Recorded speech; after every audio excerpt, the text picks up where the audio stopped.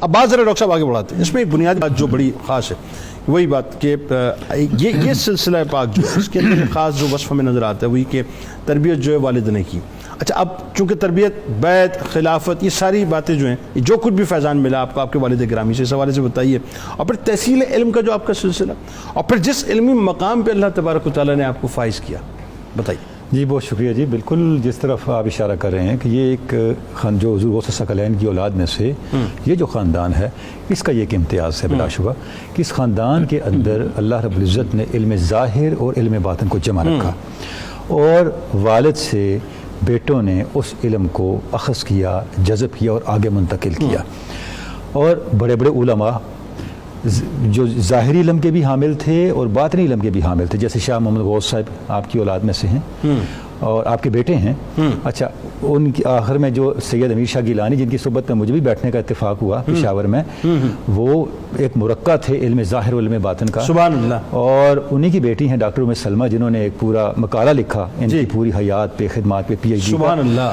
بلکہ میں یہاں ناظرین کے لیے اس طرف اشارہ کرتا چلوں کہ حضرت شاہ محمد حسن علیہ رحمہ کی خدمات پہ اور آپ کی تعلیمات کو فروغ دینے کے لیے امیر شاہ گیلانی صاحب نے ایک رسالہ تحقیقی جاری کیا تھا الحسن. وہ اتنا معیاری رسالہ ہے، آج تک جاری ہے، اور شاید وہ پاکستان کے پہلے تصوف کے رسائل میں اس کا شمار ہوتا ہے جس پہ کئی تحقیقی مقالات لکھے جا چکے ہیں. سبحان اللہ. یعنی یہ اشارہ ملتا ہے کہ اس خاندان کے اندر کس طرح کی ایک علمی روایت علم ظاہر اور علم باطن کو جمع کرنے کی موجود ہے. آج تک آپ یہ دیکھیں وہی علم، وہی فضل، وہی معرفت، وہی مزارات کا سلسلہ، وہی مطلب فیض کا سلسلہ، وہی ولایتیں جو چل رہی ہیں وہ جاری نظر آتی ہے. اچھا جب آپ ان کی تعلیم و تربیت کو دیکھتے ہیں تو ہم دیکھتے ہیں کہ دونوں چیزیں جمع ہیں. حضرت سید عبداللہ اصحابی سے، اپنے والد گرامی سے جو انہوں نے تربیت لی.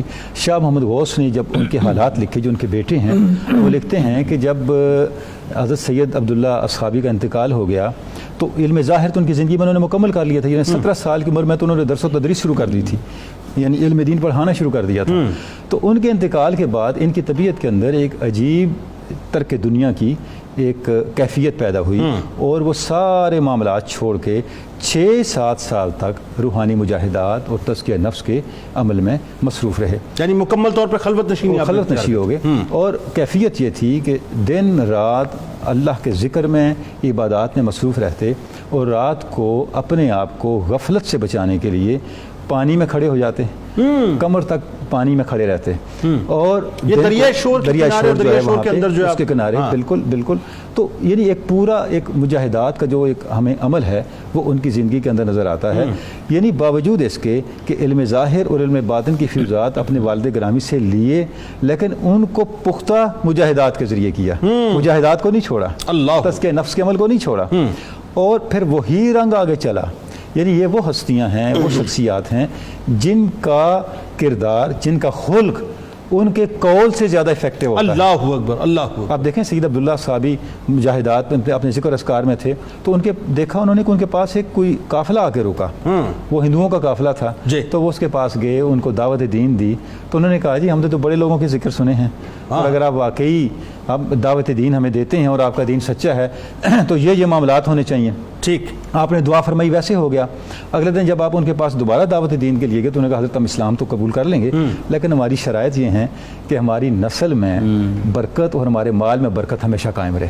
اللہ فرمایا ایسا ہی ہوگا. اللہ. وہ مسلمان ہو گئے، اور ان کے سردار کا نام آپ نے عثمان رکھا. اور یہ میمن قبیلہ ہے جو آج سندھ اور کراچی میں آباد ہے. بالکل ایسا ہے، بالکل ایسا ہے. اسلام میں داخل کرنے والے میمنوں کے حوالے سے میں جانتا ہوں بڑا خاص یہ کرم والا معاملہ ہے. بالکل اصحابی کی برکت سے وہ ایمان میں سے مشرف ہوئے، اسلام میں داخل ہوئے، اور ان کے سربراہ جو تھا اس وقت کا، اس کا نام آپ نے عثمان رکھا. اور آج تک دیکھ رہے ان کی جو فیملی کے اندر وہ چیزیں برکات جاری. صحابی رحمۃ اللہ علیہ کی بارگاہ میں میمنوں کی ایک کثیر تعداد جایا کرتی ہے اسی وجہ سے. اسی وجہ سے ظاہر ہے وہ نسبت موجود ہے.